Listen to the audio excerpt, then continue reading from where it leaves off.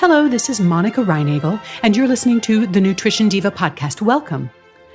Today, we're going to take a look at the claims and the evidence for something called the GAPS diet.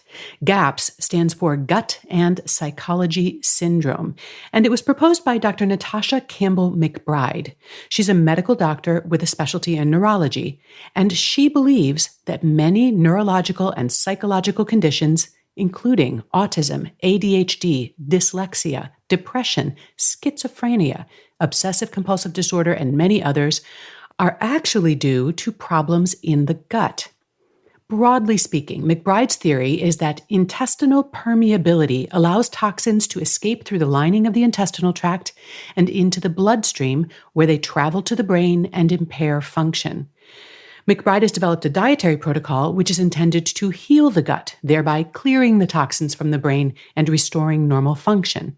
And she claims to have cured her own child of autism using this protocol. The GAPS diet protocol begins with an elimination phase that can last up to a year. It's very restrictive, and it starts out with bone broth, fermented vegetable juice, and herbal tea. And then very gradually, you introduce small amounts of other foods, including egg yolks, meat, cooked vegetables, eventually small amounts of fruit and some nut flours. But your diet consists primarily of bone broth, meat, and vegetables. When you complete the elimination phase, you are considered to be in the maintenance phase, and your diet consists of the GAPS protocol-approved foods that you introduced in phase 1, and you continue to avoid refined carbohydrates, preservatives, and artificial colorings. And this phase continues for another 1 to 2 years. Finally, during the reintroduction phase, you're allowed to introduce some starchy carbohydrates, such as potatoes and whole grains, but you continue to avoid all processed foods and refined carbohydrates. Now, obviously, you'd have to be pretty motivated to follow a regime this restrictive for this long, which is why the GAPS diet generally only appeals to people, or the parents of people, suffering from pretty severe symptoms. Basically, you'd have to be pretty desperate to sign on for something like this, but if it works, might it be worth it?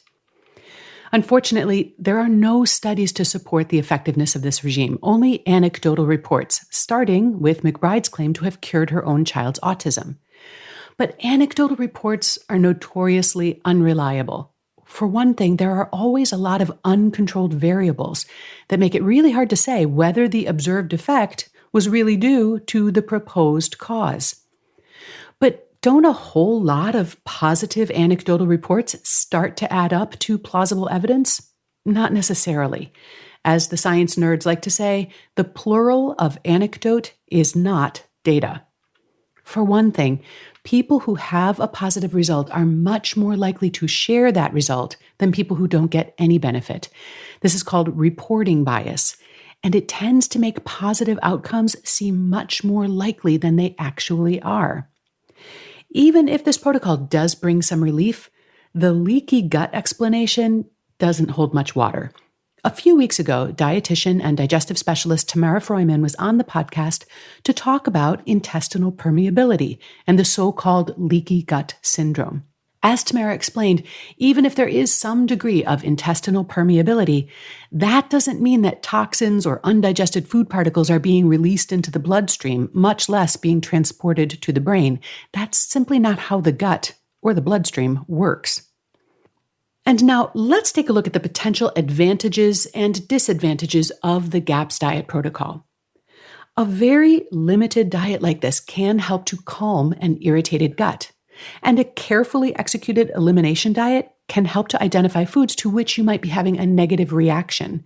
However, these protocols can be implemented over the course of weeks and months, not years.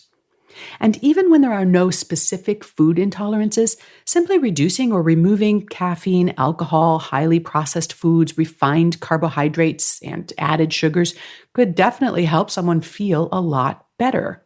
To the extent that the GAPS diet produces positive results, these benefits could likely be achieved with a far less punishing regime. And given the extreme restrictiveness and the long duration of the protocol, there's also a very real possibility of serious nutrient shortfalls. Using this protocol with an autistic child presents additional challenges. As autism advocate Jamie Ann Vercade points out, children with autism frequently have very limited diets already due to sensory processing issues that make them very sensitive to and intolerant of a lot of textures, smells, and tastes. Autistic kids also often struggle with any change in their routine. Introducing one new food can be incredibly difficult for an autistic child, let alone completely derailing a familiar eating routine and replacing it with something brand new. This makes the child all the more susceptible to malnutrition because they're likely to reject new foods, at least at first, and are not ideal candidates to sustain such a restrictive diet long term. Before we put these kids and their families through such an ordeal, it's worth at least trying a less extreme approach. One study, for example, found that eliminating gluten and casein-containing foods, such as wheat and dairy, led to improvements in function for some kids diagnosed with autism spectrum disorder. Although a gluten-free, casein-free diet is no easy lift, it's a heck of a lot less restrictive than the GAPS diet. Although dietary interventions sometimes do reduce outward manifestations of autism, that doesn't necessarily mean that the person is less autistic. Vercade points out that autistic people frequently have very poor digestive health, and whether this is cause or effect is not yet completely understood. Many of the most recognizable autistic traits are much more obvious when an autistic person is under stress or unwell. When neurotypical people become stressed or sick, their coping mechanisms are much more widely recognized and accepted by the general public. They might be cranky or snippy, things that we recognize as a normal response to stress and chronic sickness. When an autistic person is stressed or chronically ill, they might find comfort in repeating certain phrases over and over, stimming with hand flapping, or be much more easily overwhelmed by their surroundings due to sensory overload, which can lead to a meltdown. So when an autistic person is well, it may not be so obvious that they are autistic because they don't need to resort to these regulators or regulating behaviors. I would imagine this could be true of people with other conditions the GAPS diet claims to treat as well. When your body is healthy, you have way more mental, emotional, and physical resources to manage your mental health.